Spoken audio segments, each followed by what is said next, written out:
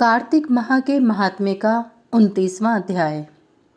राजा पृथु ने कहा, हे मुनिश्रेष्ठ, आपने कलह द्वारा मुक्ति पाए जाने का वृतांत मुझसे कहा, जिसे मैंने ध्यानपूर्वक सुना।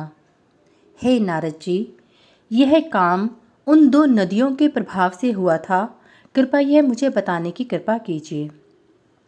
नारद जी बोले, हे राजन, कृष्णा नदी साक्षात भगवान श्री कृष्ण महाराज का शरीर और वेणी नामक नदी भगवान शंकर का शरीर है।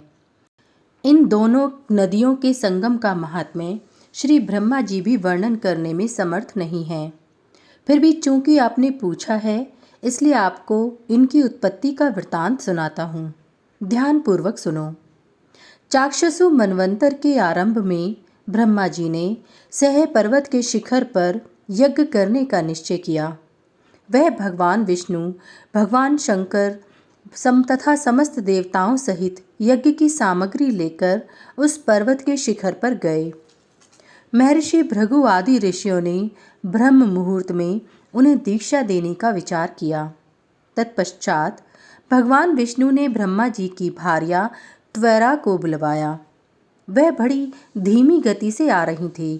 इसी बीच में भृगु जी ने भगवान विष्णु से पूछा, हे प्रभु, आपने त्वरा को शीघ्रता से बुलाया था, वह क्यों नहीं आई?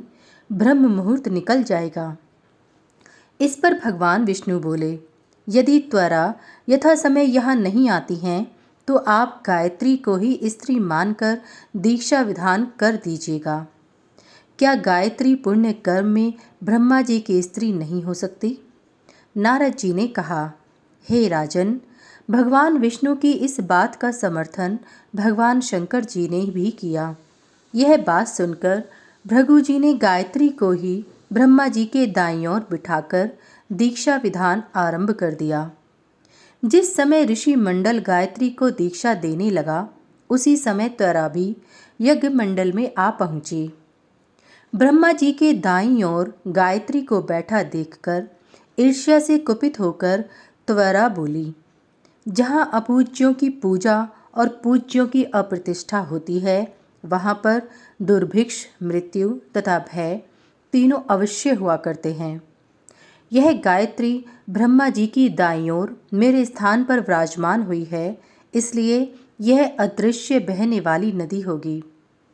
आप सभी देवताओं ने बिना विचारे इसे मेरे स्थान पर बिठाया है, इसलिए आप सभी जड़ रूप नदियां होंगे।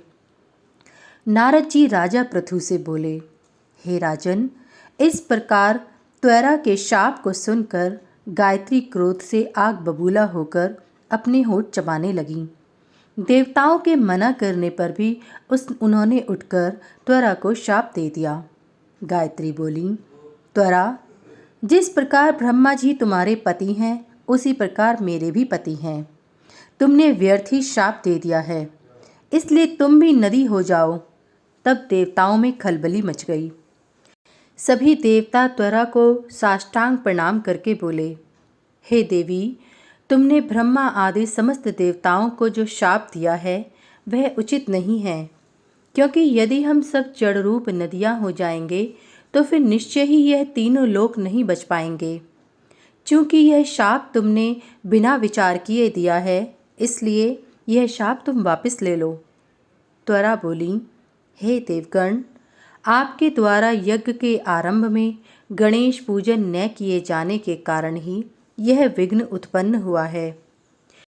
मेरा यह शाप कदापि खाली नहीं जा सकता, इसलिए आप सभी अपने अंगों से जड़ीभूत होकर अवश्यमेव नदियाँ बनोगे। हम दोनों सौतने भी अपने अपने वंशों पश्चिम में बहने वाली नदियाँ बनेंगी। नारद जी राजा पृथु से बोले, हे राजन, त्वरा के यह वचन सुनकर भगवान विष्णु, शंकर आदि सभी देवता अपने अपने अंशों से नदियाँ बन गए।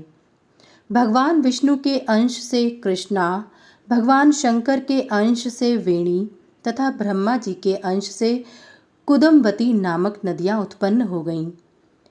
समस्त देवताओं ने अपने अंशों को जड़ बनाकर वहीं सह्य पर्वत पर फेंक दिया। फिर उन लोगों के अंश पृथक पृथक नदियों के रूप में बहने लगे। देवताओं के अंशों से सहस्त्रों की संख्या में पश्चिम की ओर बहने वाली नदियां उत्पन्न हो गईं। गायत्री और त्वरा दोनों पश्चिम की ओर बहने वाली नदियां होकर एक साथ बहने लगीं। उन दोनों का नाम सावित्री पड़ा। ब्रह्मा जी ने यज्ञ स्थान पर भगवान विष्णु तथा भगवान शंकर की स्थापना की। दोनों देवता महाबल तथा अतिबल के नाम से प्रसिद्ध हुए। हे राजन, कृष्णा और वेणी नदी की उत्पत्ति का यह वर्णन जो भी मनुष्य सुनेगा या सुनाएगा, उसे नदियों के दर्शन और स्नान का फल प्राप्त होगा।